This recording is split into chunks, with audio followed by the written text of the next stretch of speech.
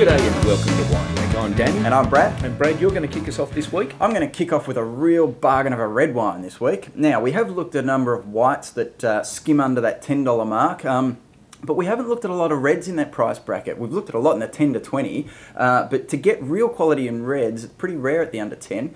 This one is a ripper. It's the Water Wheel Memsey. Now, it's a blend of Shiraz, Cabernet and Malbec. Pretty heavy on the Shiraz, this one, about 85%.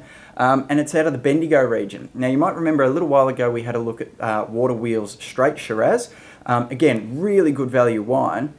This one is their entry-level one, and we actually picked this bottle up for $8. So the richness of the grapes here really flows through to a wine that you would expect probably to pay, double the price. You're looking at mid-teens, whereas for under $8, you can't go wrong. So it's the Water Wheel Memsey, really worth a look. Yes, and we're told that it does pop up fairly regularly in Qantas business class. So if you're joining the Mile High Club, maybe this is the wine for you.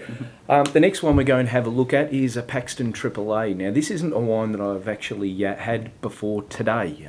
We picked up a couple of bottles a little earlier, an hour and a half ago, opened them up.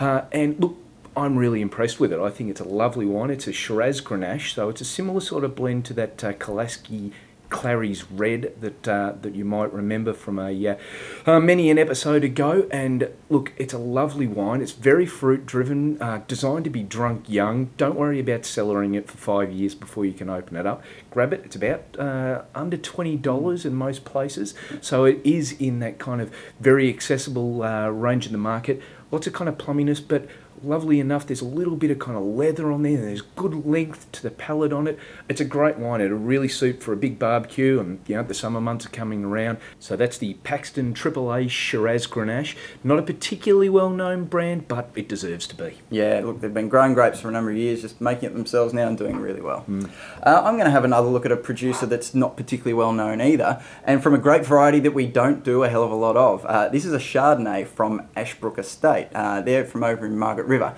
Now, this is the 2005. 2006 has just come out, and look, they're both really good wines. If you can get your hands on the 2006, it's a ripper. Now, we don't do a lot of Chardonnays, generally because when we're looking in the bargain category, you get better value out of your Rieslings and these types of things. But this one, coming in at around the mid-20s mark, is actually really good value for the price. For Chardonnay, you probably do have to spend that little bit extra to get the extra quality, but this one really does fit into the bargain category because it could well be over $30 a bottle. Ashbrook Estate, not particularly well known at this stage. Sell a lot through cellar door and that type of thing, but this one's starting to pop up, and you can see why. Really good, fresh, lively characters here. Not too much oak, only about half the grapes done in oak, half not, and then blended really well, so the balance is there. Nice, tight and lively wine.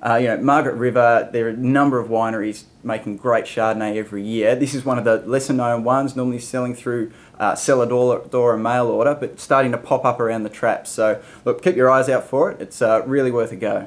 Yep, it's a very good bet indeed. Margaret River, Adelaide Hills, the two spots in Australia for Chardonnays at the moment. So look, thanks for joining us. We'll see you again next week on Wine Week. See you next week.